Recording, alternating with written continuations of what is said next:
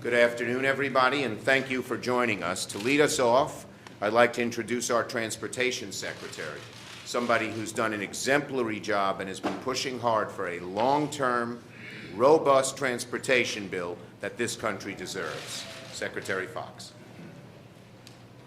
Thank you, Senator Schumer. And let me just say at the outset that America is in the midst of a transportation crisis.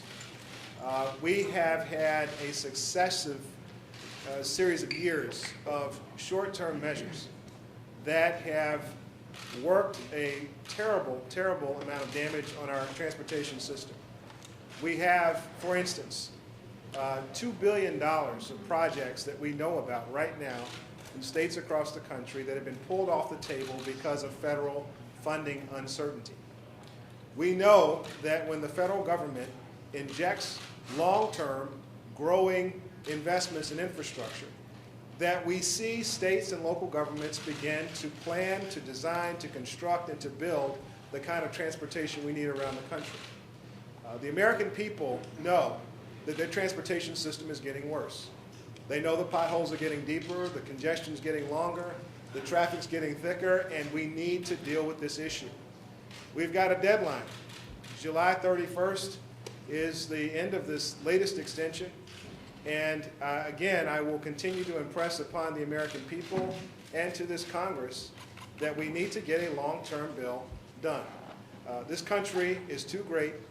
The gifts we've been given in our infrastructure system are too substantial for us to waste away and to allow it to deteriorate and to create conditions in which the American people and their quality of life is threatened. We have introduced a bill, the Grow America Act, that puts a lot of money into our transportation system, $478 billion over 6 years. I'm pleased to see that the EPW committee, through the great leadership of Senator Boxer, has moved a bill out of committee that also includes growth and a number of provisions that show the thinking is similar between the administration and Congress. But we've still got a lot to do. There are a lot of innings left in this, and we need to get a long-term bill done, and I stand ready to help this Congress do it. Thank you. Well, thank you, Secretary Fox, and thank you for all your good work. I want to thank every one of my colleagues here, each of whom has been a leader on this issue, each of whom is ranking member of a committee or subcommittee intimately involved with transportation. Now, yesterday, Leader McConnell said that after we finish the education bill, there's a good chance we'll turn to consider a transportation bill next. Those of us here have just one question. What transportation bill are we considering next? Senate Democrats for weeks and weeks have called on Republicans to make progress on a long-term, robust bill that actually meets our transportation needs. We don't want a short-term bill. We don't want a bill that doesn't meet the needs of this country by flat funding or decreasing funding. We need a robust bill, and we like the President's plan, which is just that, 6 years and a 45% increase. But unfortunately, Republicans have been dragging their feet while our roads and bridges continue to crumble, and they haven't put any proposal on the table, despite the fact that for weeks and weeks and weeks we've been asking. Ranking Member Boxer did a great job in the EPW committee moving a bill forward that increases funding over the long term. It's not as much as we'd like, but at least it's an increase. But Republicans know that that committee bill is just one piece of the puzzle. So today, we are sending a letter to Leader McConnell and the Republican leadership asking a very simple question. What is your plan? Senate Democrats believe we can pay for a long-term, robust bill with international tax reforms that bring profits back, that bring back profits that are now stashed overseas. This morning, Paul Ryan said that that was option A for a transportation bill. We couldn't agree more. There's beginning to be some bipartisan coalescing around a robust, long-term plan that can actually be paid for. International tax reform seems right now to be the only clear bipartisan path towards getting the revenue we need for a long-term bill that actually fixes our aging and broken infrastructure. Now, we hear that some Republicans may want to rob Peter to pay Paul and cut other middle-class programs to pay for transportation programs. That is a backward idea that Democrats will not support. So what is the Republican plan? What will we be debating on the floor next week? That's what we want to know. Senator Boxer. Thank you, Senator. I want to have to Yes. Thank you. Thank you, Richard. Hi, everybody. This is the long and short of the transportation issue, right here in front of you. And I really want to take a moment to thank Secretary Fox for his consistency, his clarity on why this issue is so important, and for putting out a bill that really guides us to what we should be doing. And I want to thank my buddy, my friend, my brother, Senator Schumer, who I know for so long, who has led us as a caucus into a place where we all feel comfortable, a long-term, robust transportation bill that will create millions of jobs, help thousands of businesses, and will meet our needs. And that's where we want to go, and the pay for international tax reform. You know, I've supported 10 different ways to fund this, but as a caucus, we've come together, and it is good news, Senator, that Paul Ryan says that he thinks this is good. Now, I also want to share some news that I did have a meeting with Speaker Boehner. We met in the halls, and he called me over and he said, Barbara, because I know him for many, many years, I really want a long-term bill. That was music to my ears, and I reported it to everyone. Because if we have that kind of push over in the House, and we now see some progress with Paul Ryan on a pay-for, let's get it done. And that leads me to where we are today. We are 22 days away from a shutdown, a transportation shutdown. And we don't have the plan, the Senate plan. And we're asking for that long-term plan. The clock is ticking. As Secretary Fox said, we've seen extension after extension. By the way, those are damaging to this economy. I would ask you rhetorically, if you wanted to buy a house and you went to the bank and the banker said, great news, you've got great credit, but we can only give you a 6-month mortgage. Would you buy the house? Of course not. Will our states build their projects? No. So we need to deal with reality. A short-term fix is no fix at all. And with Senator Schumer's leadership, we're making that point. We are eager to work with Republicans. And I'm here to report to you that Senator Inhofe and I, who are don't see eye to eye on anything else, but see very much eye to eye on infrastructure, have come up with this DRIVE Act. And it's true, it's not as robust as the administration's, but it's a heck of a start. And it has some reforms that are good, and it has a freight title, and it has the continuation of a TIFIA program. It has a new title for projects of major significance that are so important to our states. So it is time to bring that bill to the Senate floor with pay-fors. This isn't rocket science. So I'll close with this. Senator McConnell, if we can do it in the Environment and Public Works Committee, if Speaker Boehner says he wants a long-term bill, and we are so ready to work with you on such an effort, and it means everything. We still have unemployed construction workers and businesses that are struggling in construction from the Great Recession. And if we do nothing, it's a sure thing that we could relapse, and this recovery could slow down and reverse. So this is urgent, and I'm proud to stand here with my colleagues today.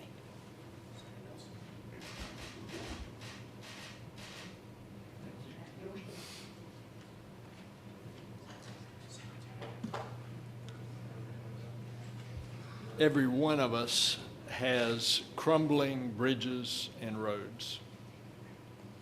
We all signed a letter to Senator McConnell saying we wanted to work on this. And the American people are tired of this Republican kabuki dance of trying to get that result. By the way, can you imagine Senator McConnell doing a kabuki dance? And yet it's happening. So we are here to say that it's time to stop this nonsense and let's just get the roads repaired and built.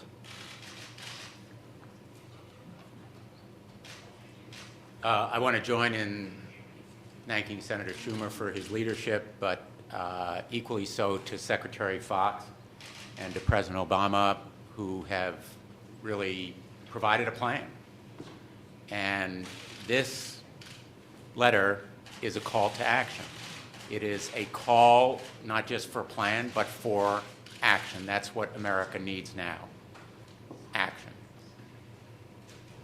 Not only do we all have crumbling roads and bridges, but the crumbling bridges and rails in the Northeast are a chokehold on economic progress for the rest of the country. There are 4 bridges in Connecticut carrying the busiest rail artery in the country that date from the turn of the century. Not this century, the last century. One of them was built when Grover Cleveland was president.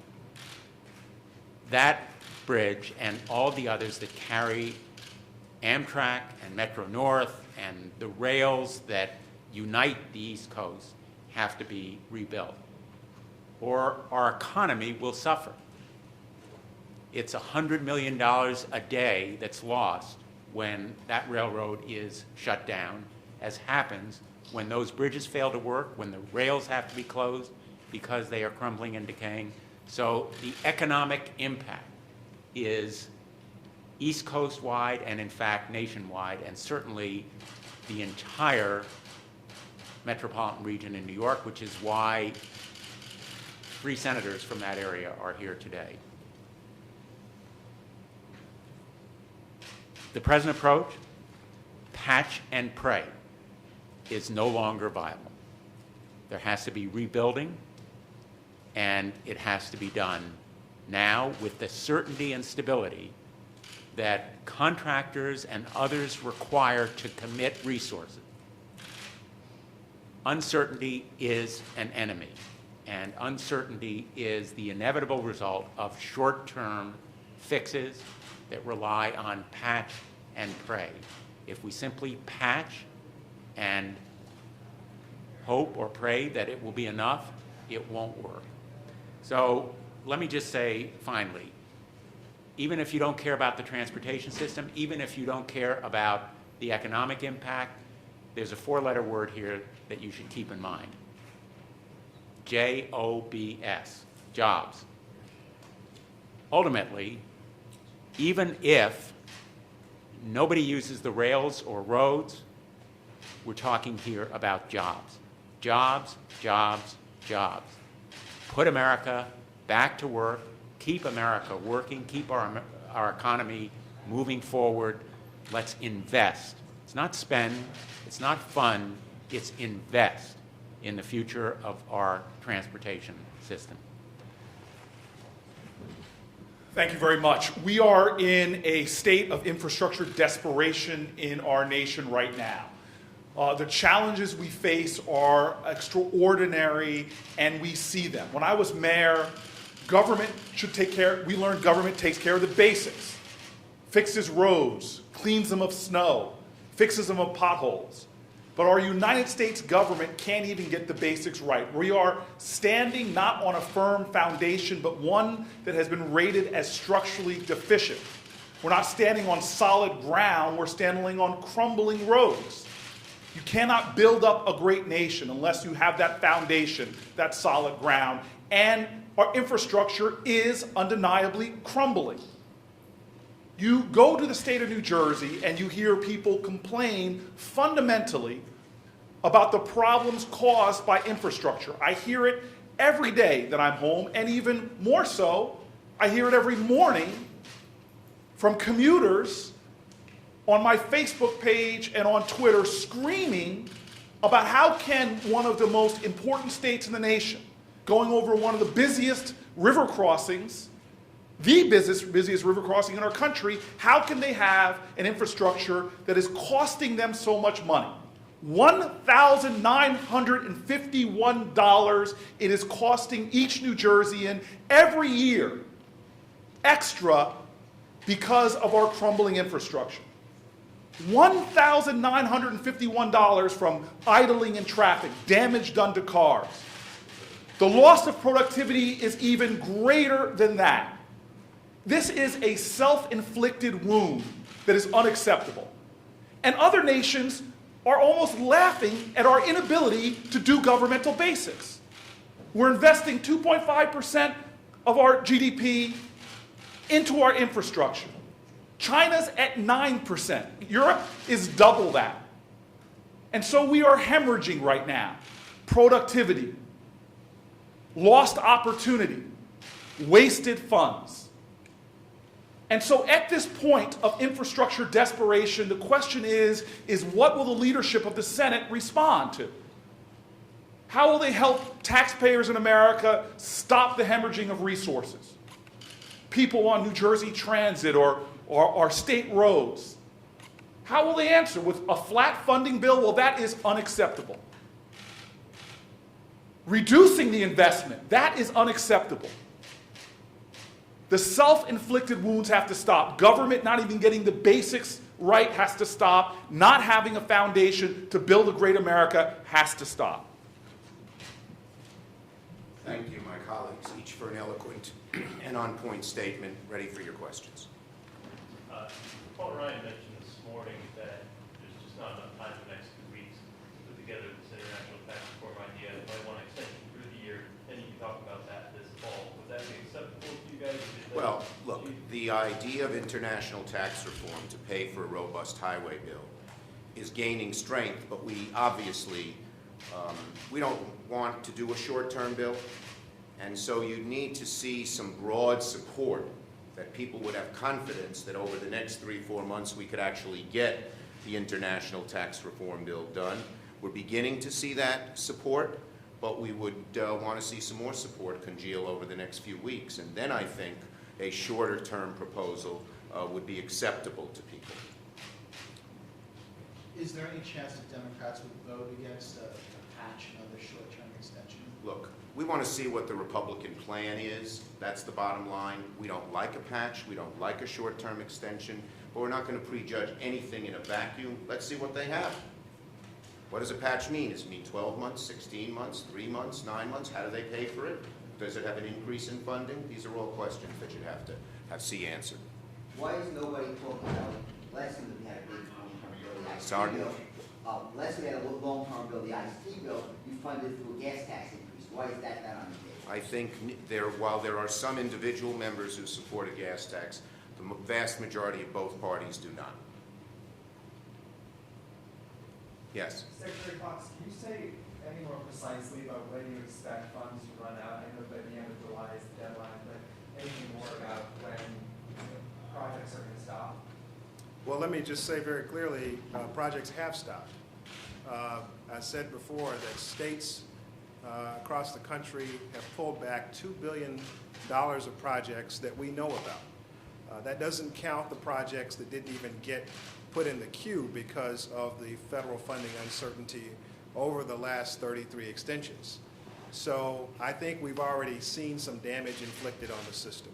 To your point, however, for the highway account, we'll start to see the balance get to $4 billion, which is our crisis point, somewhere at the end of July, early part of August.